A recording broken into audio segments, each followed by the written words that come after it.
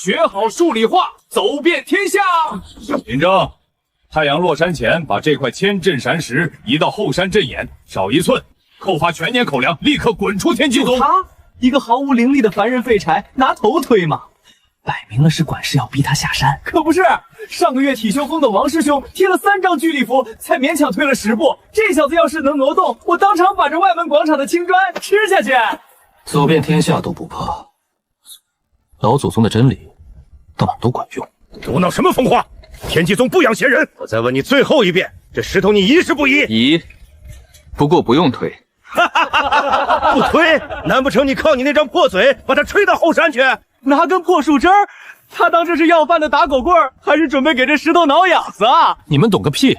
给哥一个支点，哥能撬久整个地球。地球什么球？这凡人不仅是个废物，脑子也彻底坏掉了。当众消息本管事，来人，给我打断他的腿扔出去！都给我睁大眼睛看好了，下面垫着的这块石头叫支点，我手里这根叫动力臂。起！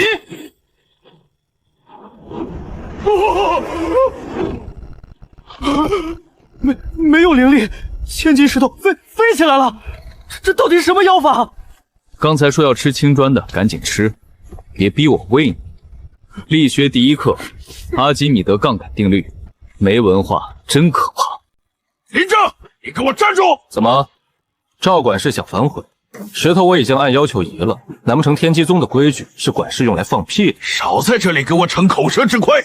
你用奇迹艺术挪动了石头，算你过了杂役的差事。但今天可是外门弟子晋升内门的身法大考，你既然这么狂，有种就踏进这万剑巷试试。万剑巷，那可是外门的绝境试炼。巷子里的黑铁飞剑不仅速度极快，还刻有追踪活人的低级阵法。切，挪石头靠的是蛮力取巧，可这万剑巷考验的是极致的轻功和护体真气。就他一个毫无灵力的凡人，进去不到3死就会被扎成马蜂窝。林正，只要你能在一炷香内从万剑巷走出来，我亲自上报宗门，升你为内门弟子。若是怕了，就乖乖给我滚回后挑一辈子粪。纯黑铁打造的飞剑，确定没掺别的杂质？天机宗的精铁纯度100%，削铁如泥。怎么，现在知道怕了？不怕，纯铁就好办了。他干嘛呢？拿块破吸铁石和烂条片，难不成想现场拼凑个铁王八壳子挡飞剑？摩擦生词，定向排列，搞定。赵管事，看清楚了，什么叫绝对防御？给我去死吧！怎么可能？那些飞剑躲着他走。法宝不，他身上绝对没有半点灵气波动，这到底是什么妖术？什么追踪阵法，不过是劣质的金属气机感应罢了。只要把我身上的刀片磁化成与飞剑完全相同的石级，他们连我的衣角都碰不到。记住了，物理学基础同级相次，在绝对的科学定律面前，你们的杀阵连个笑话都算不上。第3关，灵压瀑布淬体。能在此瀑布的冲击下坚持1炷香者，方可进入下一轮。水压会随着时间成倍愈增，量力而行，切勿硬抗。1炷香，长老，您这规矩定的也太低了。今日我前锋便要破了这瀑布坚持半个时辰的宗门记录。玄武定海灵龟护体，开！那是钱家的玄阶上品防御功法，这光照毫无死角，简直坚不可摧啊！喂，那个叫林正的杂役，你刚才在万剑巷不过是用了几块破磁石，投机取巧。在这灵压瀑布下，面对纯粹的重力冲击，任何技巧都没用。你敢下去吗？林正，你要是现在跪下认输，滚回你的杂役房，还能免受这粉身碎骨之难。凡人终究是凡人。用半球形去硬扛垂直向下的重力冲击，你这受力面积也太大，这不是纯纯的给自己找罪受吗？大言不惭！有种你下来！他疯了，连护体罡气都不开，这水压瞬间就能把他的内脏震碎。你摆出这副投降的怪模样给谁看？指望瀑布对你网开一面吗？你这智商，基本也就告别9年义务教育。听好了，在所有的几何图体中，无论你们的阵法再怎么精妙，都无法打破一个宇宙真理：三角形具有绝对的稳定性。这水压怎么突然变得这么恐怖？给我撑住！你们快看他脚下的石头！你怎么可能一点事都没有？你到底是什么怪物？不是我扛下了水压，是大地替我扛下了水压。力的分解，初中物理必考题，可惜你没上。他竟然在灵压瀑布底下睡着了。林正，老夫不管你刚才用的是什么奇异体术，你通过了，接下来只剩最后一道考验——登仙梯。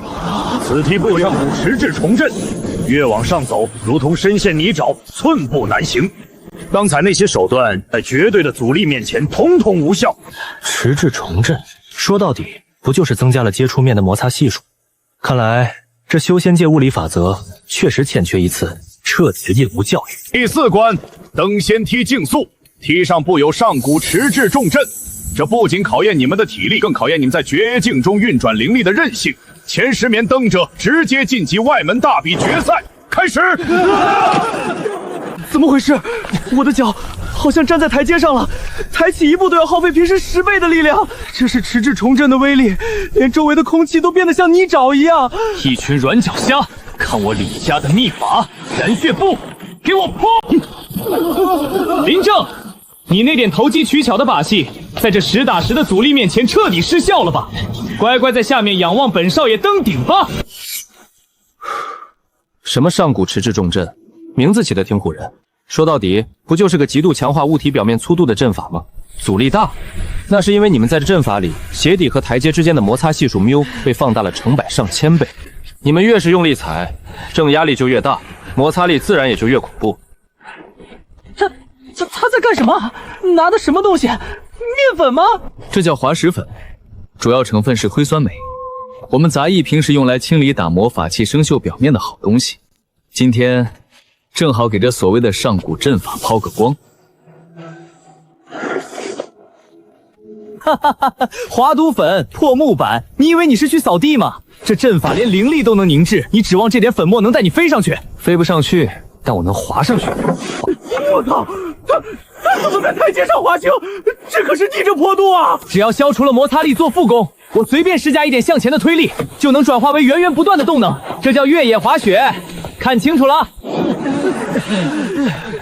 你用了什么高阶飞行辅助？这不可能！同学，克服摩擦力做功是会产生大量热能的。你看你都快自燃吧，我省点精血吧。我的道心，我先走一步。第1名，杂役林正，用时不到半炷香。用滑逼粉破阵，确实有几分小聪明，但在我这毫无死角的乱花迷眼剑阵面前，你再怎么滑，也只有被大卸8块的份儿。毫无死角，看来你对圆的几何属性一无所知啊。林正，你能靠着那些上不了台面的小聪明走到这里，确实让人意外。但在这座方圆不过10丈的擂台上，面对我绝对的剑速和剑气，你没有任何逃跑的空间。接我绝学乱花迷眼剑，给我绞杀！出现了，朗风师兄的成名绝技，这剑网根本毫无死角，一旦被罩住，就算是惊天大道的傀儡也会被切成肉泥。结束了，在绝对的武力覆盖面前，林正那点所谓的物理常识根本没地方施展，他死定了。八里胡哨，杂乱无章。你这剑网的受力角度参差不齐，力量分布极其分散，也配叫毫无死角？今天就教你个初中几何学常识。在这个世界上，最完美的防御结构不是什么玄武灵龟，而是圆。画个圈就想挡住我的剑网，你以为你在玩过家家吗？这怎么可能？我的剑气呢？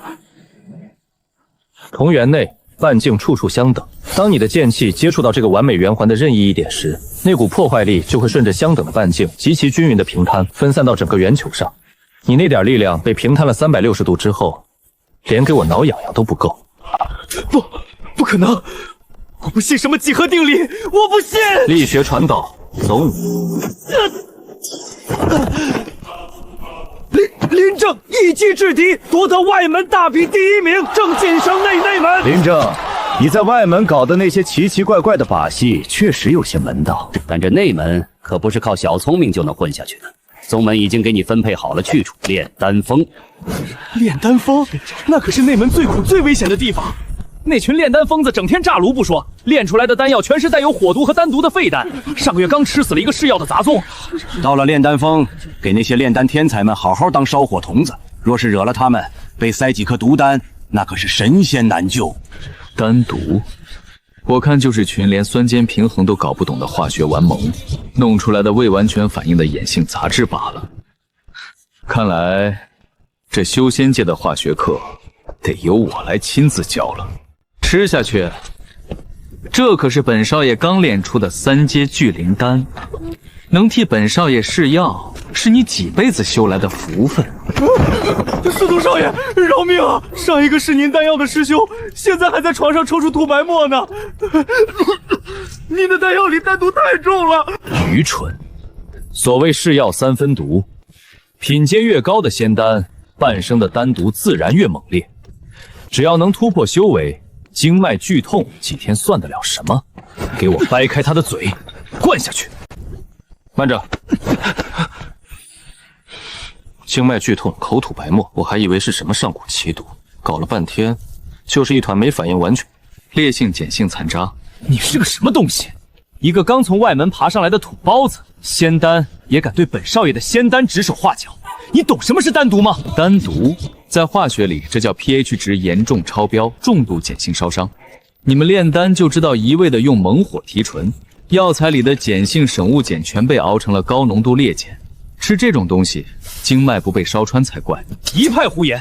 炼丹乃是沟通天地五行的玄奥大道，什么酸啊碱的，简直是市井风化。没有丹毒，既然你说我的丹药是毒，那你倒是炼出一颗没有丹毒的仙丹给我看看啊！行啊，今天就免费给你们炼丹封上一堂初中化学课。他在干什么？这酸宁草连灵兽都不吃，是炼丹峰最没用的废草。他居然要把废草和司徒师兄的3阶丹药放在一起煮，还用铁锅炼丹？他以为他是在炖酸菜猪肉笋条吗？简直滑天下之大稽！都给我记好笔记。烈性碱性杂质怎么去除？最简单的办法就是加入酸性物质，酸和碱相遇会发生极其剧烈的酸碱中和反应，生成无毒的盐和水，这就是化解所谓丹毒的宇宙真理。出锅。这药香，这光泽，丹体通透，毫无杂质。这是古籍中记载的10成纯度的无瑕丹，不可能，绝对不可能！用铁锅炖废草，怎么可能提算出10成纯度的无瑕仙丹？这违背了炼丹界的常理。神迹，这是神迹呀！老夫炼丹100年，也从未见过如此纯净、没有一丝丹毒的完美仙丹。林正，你是怎么做到的？没什么神迹，初中化学必备公式：酸加碱等于盐加水。以后多读书，少吃毒药。林正，你别得意的太早，你不过是懂点去毒的歪门邪道。炼丹比拼的根本是控火之术，是幽冥绿火，天地异火榜上排名的凶焰。司徒师兄竟然收服了这种恐怖的火焰，明日便是争夺内门核心资源地心熔炉的大比。普通的反火，你敢不敢用你那普通的反火和我的幽冥绿火比一场？若你输了，就给我滚出炼丹峰！比火？行啊，正好我很久没做过焰色反应的实验了，希望你的绿火能给我多变几种颜色出来。今日来我炼丹峰10年一度的地心熔炉使用权大比，谁能展现出最强的控火之术，这尊能提升3成成丹率的宝炉便归谁使用1年。大长老，依我看，这大比根本没有进行下去的必要，因为这地心熔炉注定是我的。是幽冥绿火，传闻中能冻结灵力的异火，我的反火竟然被他吓灭了。林正，昨日你用铁锅炖废草，不过是瞎猫碰上死耗子。炼丹一道，火种才是王道。今日本少爷就要用这幽冥绿火，把你那点可怜的自信烧成灰烬。你拿什么跟我比？木柴火托剑，他竟然打算用凡间最普通的柴火去对抗天地异火，这小子是来搞笑的吗？林正，你是脑子进水了吗？你这风中残烛般的反火，我只需一丝气息就能将其彻底扑灭。你这破火药要是能赢，我司徒燕的名字倒过来写。火的本质是剧烈的氧化反应，只要能提供足够的热量，烧木头和烧灵气有什么区别？绿色。还有，你真以为你的火是绿色的就高人一等了？在初中化学里，这叫焰色反应。某些金属或者它们的挥发性化合物，在无色火焰中灼烧时，会使火焰呈现出特殊的颜色。你那幽冥绿火常年在古木中燃烧，吸收了大量的铜元素化合物，铜离子在高温下生性跃迁，散发出的光谱刚好是绿色罢了。拿个铜离子的焰色反应当宝贝，也就是骗骗你们这群文盲。胡言乱语！你这是在亵渎神圣的异火，给我死！亵渎！今天我就让你看看什么叫科学的训练。彩神焰！我的天啊，反火竟然变成了七彩神焰！这是神器，这是传说中能炼制九转金丹的七彩琉璃火！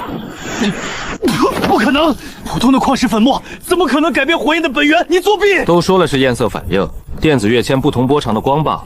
想学啊？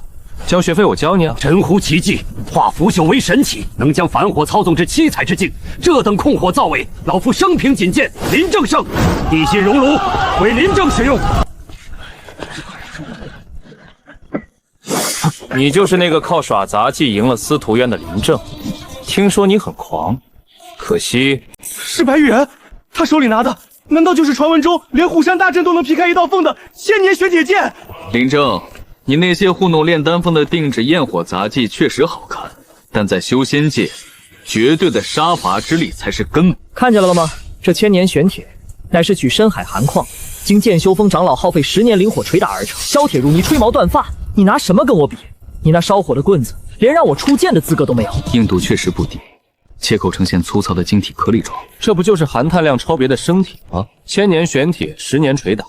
你们剑修峰的长老怕不是个铁匠铺的学徒吧？碳含量那么高，硬是硬了，但脆的跟玻璃一样，这玩意儿也配叫剑？狂妄！你个杂役出身的土包子，竟敢侮辱我剑修峰的至宝！既然你这么懂，那你倒是拿出一把能挡住我玄铁剑的兵器来。若是拿不出，今日我就斩了你这不知天高地厚的舌头。兵器，行啊，正好我缺把切菜的刀，今天就现场给你打一把。他疯了吗？用生锈的废铁去对抗千年玄铁，那些铁锈碰一下就碎了。都看好了，炼钢的第一步是去除氧化铁，这些铁锈的本质是磷化提。当高温下的木炭与磷化提相遇，会发生极其剧烈的氧化还原反应。木炭中的碳元素会夺走氧化气中的氧，生成2氧化碳气体排出，而留下来的就是纯度极高的铁。装神弄鬼，就算你提存了废铁，反铁也绝对挡不住我的玄铁。反铁当然挡不住，但接下来这一步叫淬火断钢。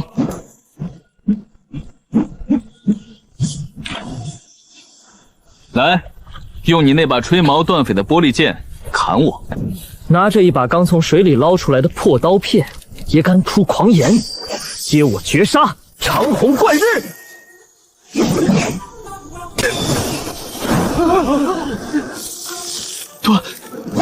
断了！我的千年玄铁剑被一把生锈废铁打出的破刀斩断了。早就说了，含碳量过高就是生品，脆度极大，遇到瞬间的强力侧向冲击，直接淬断。连含碳量和韧性的比例都搞不懂，这就叫百炼成钢。好一把百棒钢刀！白玉晨那种依赖外物的剑修，本就是个笑话。我乃体修峰首座，修炼金刚不坏之躯，我的肉体免疫一切利器劈砍。林正，你的刀够利，但你敢砍我一刀试试吗？免疫外壳劈卡，有意思。看来这修仙界还缺一堂关于动量守恒的物理课。我乃体修首座大弟子泰山。林正，你那把切菜的钢刀确实够力，斩得断生铁，但绝对斩不破我这大成的金刚不坏之躯。是泰山师兄，他的肉身已经练到了外邪不侵、万法不破的境界。昨天有3个剑修同时拿剑砍他，连他的一根汗毛都没伤到，剑刃全卷了。这下林正踢到实心踢板了，打不破泰山师兄的防御，累也能把他活活累死。林正，我站在这里不闪不避，任你攻击3招。若是你能让我退后半步，就算我输。极度坚硬，外壳没有任何形变空间，这不就是完美的绝对钢体吗？太难得了。什么狗屁钢体，你到底打不打？硬壳王八打，不过对付你这种硬壳王八，用刀砍太费劲。我给你看个好玩的玩具。他捏铁球干什么？难道想用铁球砸死泰山师兄？这和用刀砍有什么区别？泰山师兄是吧？站稳了，千万别动。拿几个铁疙瘩碰我，你就算拿千斤巨锤砸，我也毫发无伤。知道在物理学中这叫什么吗？这叫牛顿摆。你们体修一味追求外壳的坚硬，却忽略了一个致命的宇宙真理——动量守恒定律。当一个物体处于绝对刚硬、无法发生袭剑的状态时，它就成了最好的能量传导介质。少说废话，给我挠痒子吧！走你！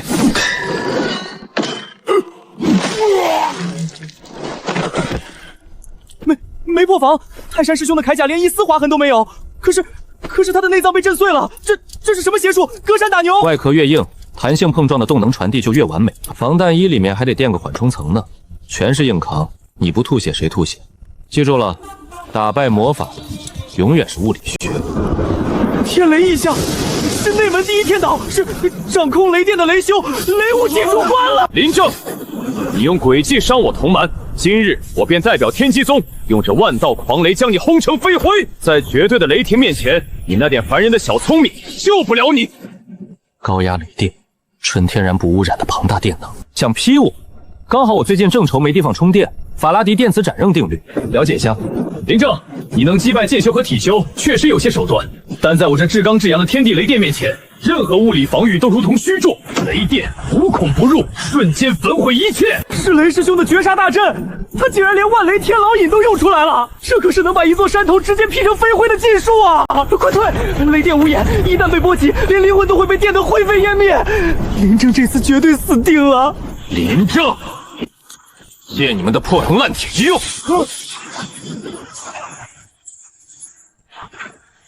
他在干什么？竟然用金属把自己围起来，金属导电啊！他这是嫌死的不够快，造了个电雷阵劈自己吗？疯了，真是个疯子！找死！那我就成全你，万雷天牢引落。怎么回事？欢迎来到物理课堂，这叫法拉第电磁感应定律。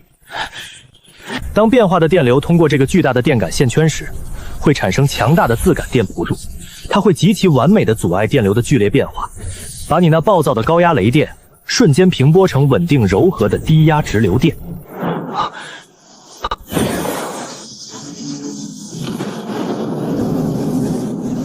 不可能，我的本命狂雷怎么可能变成你给阵法充能的养料？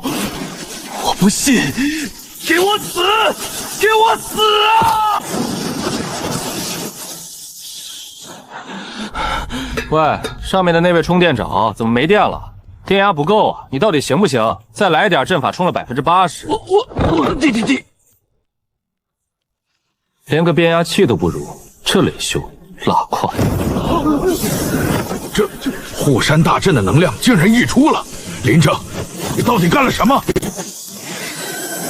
不好，大阵能量过载，竟然提前冲开了上古万物秘境的封印，秘境已经开启，远古遗宝与生死危险并存。林正，既然这秘境是你弄开的，你必须带队进入。未知的生态圈，未知的物种，太好了！这下我的生物和热力学实验终于有活体素材了。走吧，去给秘境里的远古土著们送一波9年义务教育。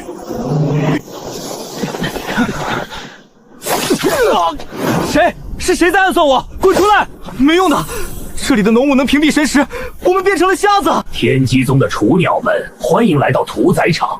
我们乃是上古影修一脉，在这遮天迷雾中，我们能与雾气完全无为体，做到绝对的隐身。你们就乖乖当我们的猎物吧。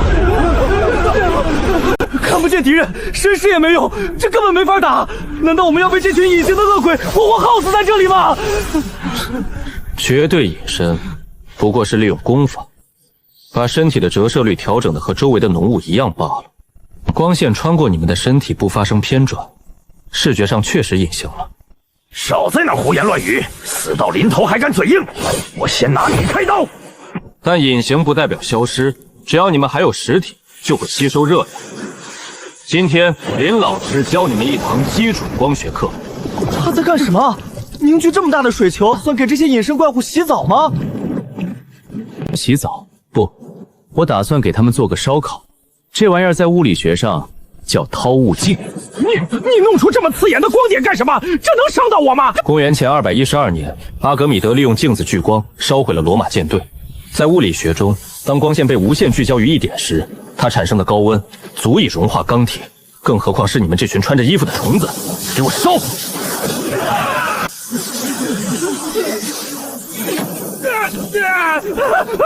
好烫！我的衣服着火了！隐形被破了，就用几个水球和一点点阳光，就把它们全烧出来了。衣服都烧着了，还隐个屁的形！在这个世界上，没有绝对的隐身，只有你没学过的光学折射。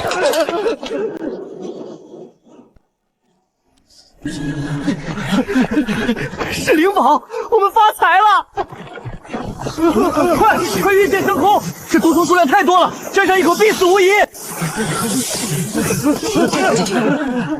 是上古净空大阵，秘境规则压制了所有御空法术，完了，只能等死了。御剑需要灵力，谁告诉你们飞上天必须靠法术的？都给我把火镯子掏出来！老子今天带你们做一回修仙界的热气球！飞啊！快给我飞起来啊！没用的，这万物秘境的上空可有远古净空大阵，它能强行切断一切与飞行有关的灵力运转。法宝废了，轻功也废了，我们今天全都要变成这些虫子的口粮了！都别嚎了，想活命的，立刻把周围坚韧的青藤给我扯断，能站人的编成一个能站人的大网兜，快！林正师弟，都死到临头了，你编网兜干什么？难道想用网兜把这些虫子全装起来吗？装你个头！老子带你们上天！上天？净空大阵压制了一切灵力飞行，连元婴期长老来了也得靠2条腿走路，你怎么带我们上天？净空大阵那玩意儿禁的只是你们修仙界的灵力，它能管得住牛顿，还是能管得住阿基米德？初中物理热学基础，热胀冷缩。当丝绸内部的空气被剧烈加热，气体分子运动加急，体积瞬间膨胀，内部气体体积变大，密度就会急剧减小。当内部热空气的密度远远低于外部冷空气时，就会产生极其庞大的向上阻力。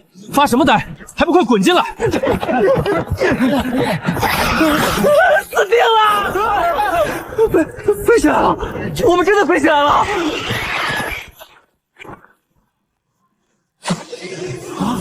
切，你倒是切啊！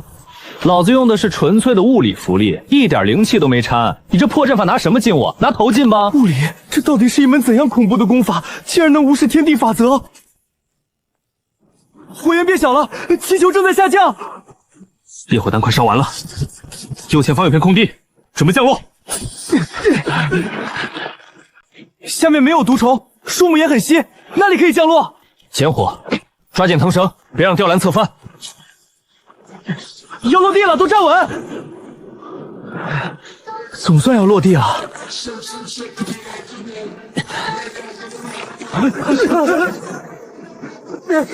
救命！他在吸我的血！脚疼，给我断！再生，它被不仅不死，还能分裂。用火烧，木为火，给我烧成灰！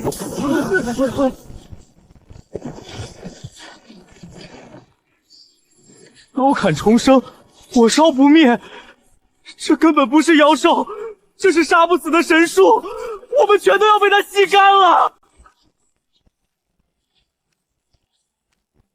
细胞分裂速度、含水量、应激反应，你们这叫给他做全身拔罐？林师弟，都什么时候了，你还说风凉话？有办法，你有办法就快出手啊！氯化钠浓度极高的天然盐湖，真是天助我也！他在干什么？熬汤吗？这魔藤都要把我们生吞了，他还有心情熬汤？都给我竖起耳朵听好，对付植物，最致命的武器从来不是刀剑和火焰，而是细胞液渗透压。植物细胞的生命力全靠细胞壁内的水分撑着。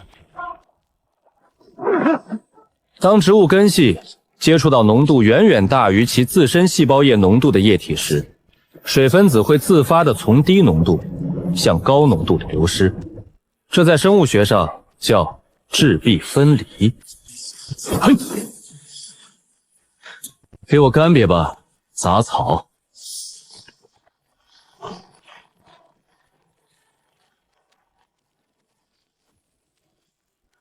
死了！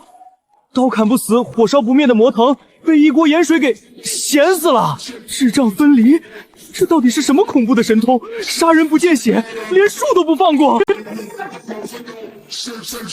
这是什么味道？有些发酵的酸味，又透着一股奇怪的咸香。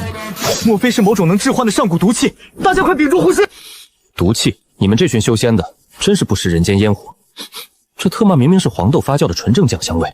走，前面是一座远古时期的酱油作坊，我倒要看看这修仙界的老祖宗酿的酱油纯度合不合格。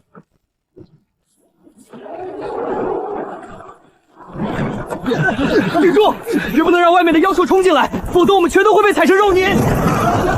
孽畜，我跟你拼了！没用的，这是拥有上古亚龙血脉的重甲巨蜥，它的鳞片比玄铁还要坚硬10倍，普通的物理攻击和五行法术打在它身上，跟挠痒痒没有任何区别。极度坚固的密封容器，加上含有海量天然酵星菌的陈年降糟，绝佳的生化试验场啊！都给我闪开！别拿你们的破铜烂铁上去送人头了！喂，大蜥蜴，壳挺硬啊，来，往这儿撞！进去吧你！林正师弟，你把它关起来有什么用？这木桶虽然是原强骨紫檀木骨打造，坚不可摧，但等它在里面缓过神来，迟早会撞破出来的。出来，它这辈子都出不来了。听好了，这叫无氧发酵。在绝对密封的无氧环境下，陈年酱沙里的高浓度酵母菌遇到高糖分的灵玉果，会发生极其剧烈的生化反应，糖分被疯狂分解，产生大量的酒精和二氧化碳气体。全都给我趴下，捂住耳朵，张开嘴巴！那木桶要炸了！3、2、1，压力阀爆！坚不可摧的重甲巨蜥被一桶酱油渣给炸成了肉泥。外壳硬有什么用？密封容器内部气压过载，哪怕是实心铁球也得炸开花。知识就是力量，古人诚不欺我。是秘境的最终守护者，拥有纯正龙族血脉的上古地龙王。完了，我们竟然把他给炸醒了。纯正龙族血脉，5行免疫。正好，林老师今天教教你，什么叫超越5行之外的物质第4态。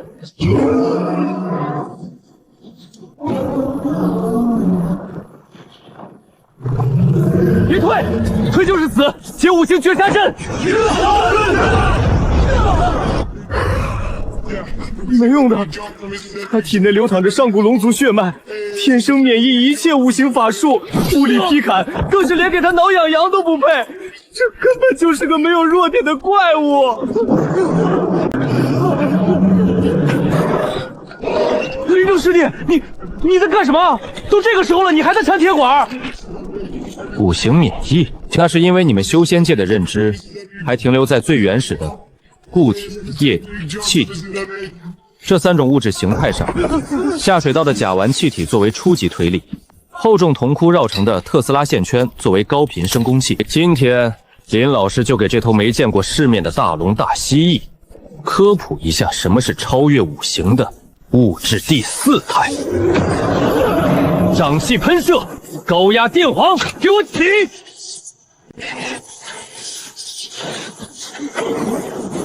那是什么光？没有5行灵气，但我感觉它能把空间都融化了。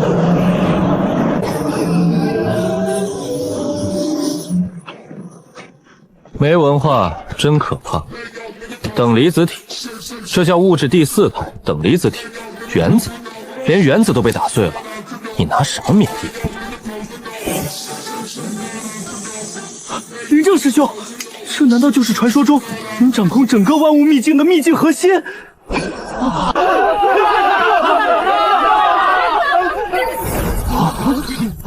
血色玉牌，这是宗门面临灭顶之灾，即将被屠宗才会发出的最高级别血色召集令。林师兄，宗门天机宗被人打上门了，连护山大阵都被破了。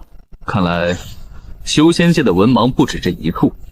走，回宗门，给这群不知死活的东西补一堂终极物理课。不，断龙石落下，生路已绝。魔宗，这是要将我天机彻底困死在这里啊！众长老听令，随我一起推，就算灵力耗尽，也要给弟子们推开一条生路。推不动，连5位金丹期长老联手都推不动。这巨石重于万吨，除非元婴大能降临，否则根本不可能撼动。我们逃不掉了。大长老，别白费力气了，力的方向和作用点都不对，你们就算把真气全耗干，这石头也不会挪动分毫。林正，你总算回来了，但没用的，这是万钧重的晨星铁，纯粹的重量压制，人力根本不可为啊！人力不可为，那就是因为你们修仙界根本不懂什么叫机械效应。林师兄，在干什么？都这个时候了，他拿几个破木头轮子能有什么用？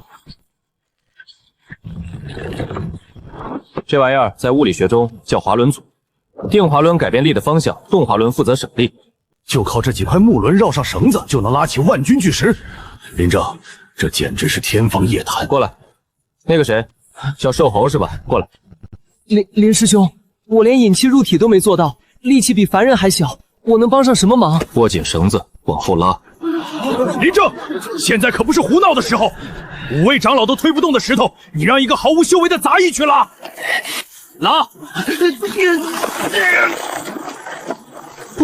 我举起了万钧巨石，我难道是天生神力？一介毫无灵力的凡人，只用几块木轮和绳子就拉起了万钧断龙石，这怎么可能？有什么不可能的？根据滑轮组受力公式，承重绳子段数越多越省力。我用了8段绳子承重，所需的拉力只有巨石重力的1/8。这点重量，在经典力学的杠杆与滑轮效解地面前，只是一个可以被无限稀释的数字。通道一开，全宗听令，立刻撤出千绝谷。天机宗的余孽竟然能破了本座的断龙石，不过一座修马虚体的天魔幻音，无视一切物质防御，直击灵魂。你们就在这极乐魔音中七窍流血而死吧！高频声波武器，既然你喜欢玩频率，那林老师就用共振抵消和声波干涉，给你放一首摇滚乐。不行，这魔音根本挡不住，它能穿透我们的防御灵力，直接在我们的识海和内脏里产生震荡，我的经脉要被震断了。林正，快退！这声音能够引发灵力共振，物质防御在他面前犹如纸糊，根本防无可防啊！本座天魔幻音乃是无形之至，无孔不入。今日本座就要用这无上魔音，将你们的骨头和灵魂一起震成齑粉。无形之至，防无可防，说的挺玄乎，搞了半天不就是一段半幅极大、能量极高的高频机械纵波吗？死到临头还满口疯话，给本座对！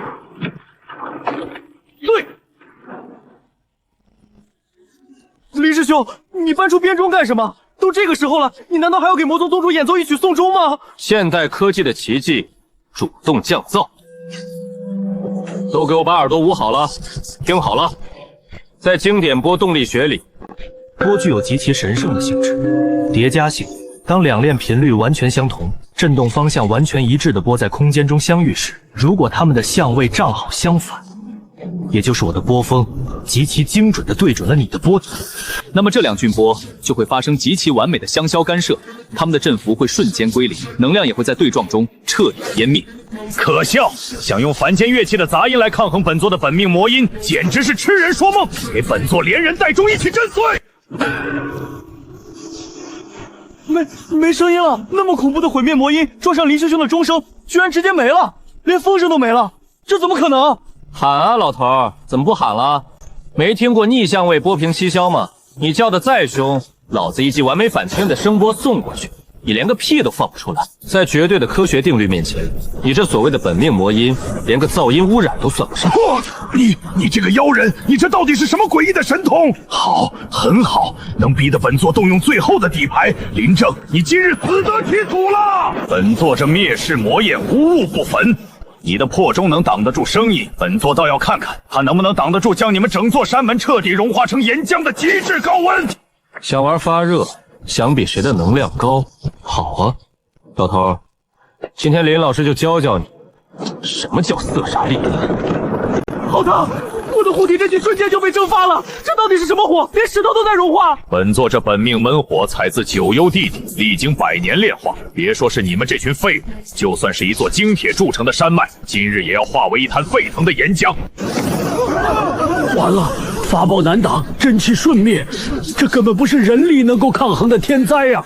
泰山，别在那儿等烤熟了，滚过来给我把这水闸的阀门拧开，最大档位！啊，来了，给俺看！用水来灭我的本命真火，林正，你是被吓傻了吗？凡水触碰到我的魔焰，瞬间就会被烧成虚无。烧成虚无？老头，你对色杀率这3个字的恐怖一无所知。都给我听好了，在初中物理热学里，水是自然界常见物质中色不对象最大的存在，高达请对方最3。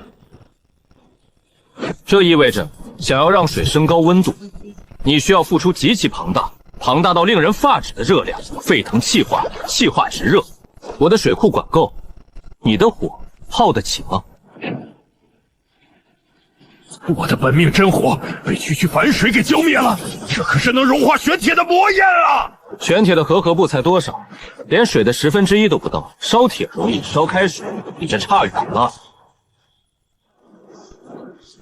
雨，下雨了！这不是普通的雨，这是蕴含着极高纯度灵气的甘霖啊！不仅灭了魔焰，还为我宗门降下了一场造甘霖。物理学竟能夺天地之造化。林正，既然法术不行，本座就亲自捏碎你的骨头！想杀本座，做梦！这九幽会元球乃是绝对防御之气，一旦本座躲入其中，从内部封死，就算是化神期的也休想伤我分毫！林正，有种你就劈开它，本座就在这绝对防御里休养生息，等本座恢复了真气，就是你们的死期。内部绝对密封的空心球体，老头，你听说过马德堡球球实验吗？去，给我把宗门里所有能烧火的东西搬过来。今天林老师教你们一堂极其崩的流体力学课，标准大气压强。不行，这深海陨金乃是天地间极为罕见的坚固材料，这圆球浑然一体，阵法相连，老夫的剑气根本无法穿透分毫。嘿嘿嘿，太上长老，别白费力气了。本座这法器乃是绝对防御，无坚不摧。只要本座在里面闭关休养3天3夜，等真气完全恢复，就是你们天机宗彻底覆灭之时，你们就在外面绝望的等着吧。太可恨了！难道就眼睁睁看着魔头在里面恢复实力吗？等他出来，我们谁也挡不住他呀！绝对防御，老头，你是不是觉得躲在密封的铁壳子里就绝对安全？火修弟子听令，把广场上所有能烧的木材全给我堆到这铁球下面，浇上猛火油。用凡火烤本座，林正，你真是黔驴技穷了。这深海陨金耐高温到了极致，这点火连给本座暖炉都不配。我当然知道烧不化，深海陨金导热性极佳，我要的只是让球体内部的空气升温而已。听好了，根据理想气体定律，在体积恒定的情况下，温度急速升高，气体分子运动加剧，内部气压会瞬间飙升。为了保持气压平衡，球体内部膨胀的高温空气正顺着那个微小的聚气阵眼疯狂向外逃逸，这叫排气。排气完毕，彻底密封。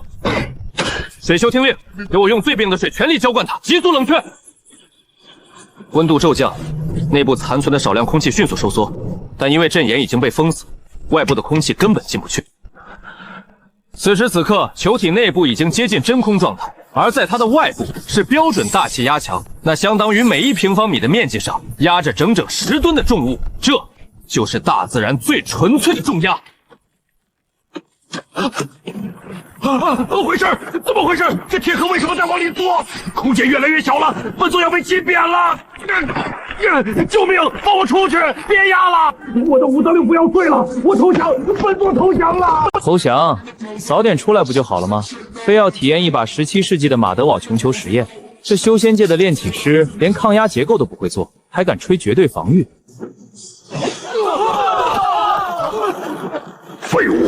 连一个凡人都解决不了，留你何用？既然这片天地如此无能，那便连同这个宗门一起从世间彻底抹除吧！魔神降临，那是足以摧毁山川星辰的灭世死光，我们彻底完了。足以摧毁星辰的能量，好啊，好得很。那就让这位远古土著看看，在宇宙第一铁律能量守恒定律面前，你的死光究竟会打在谁的脸上？蝼蚁们，能得本座燃烧万年寿命，你们足以自傲了。今日本座便祭出这足以洞穿星球的灭世紫光，让这方天地为本座陪葬。洞穿星球的能量，这已经不是法术了，这是天罚。我们拿什么挡？整个天机宗都会被彻底抹除的。天地浩劫，哪怕是护宗大阵全开，在这等宗毁灭面前，也撑不过半息时间。谢修风听令。把你们库房里所有打磨的极为光滑的玄武金刚盾，甚至是食堂里光可见目的巨大金属锅盖，全给我搬出来！快，按林正说的做，把所有反光金属全搬出来！这里面破铜烂铁，供完寿命的终极能量，简直是螳臂当车，给我毁灭吧！破铜烂铁，老土主，今天林老师就给你上最后一堂物理课。宇宙第一铁律：能量守恒定律。能量既不会凭空产生，也不会凭空消失，它只会从一种形式转化为另一种形式，或者从一个物体转移到另一个物体。你燃烧万年寿命汇聚的能量确实极其恐怖，但我不需要挡住它，我只需要改变它的光路。入血角等于反射角，抛手面聚光反射，给我原路折返！不可能！本座的灭世死光怎么可能会反弹回来？这违背了天道法则！不，反射了，竟然真的用一面镜子反射了灭世的神法。记住了，玄学救不了修仙界，以后少练点毒丹，少修点禁术。多复习复习理宗，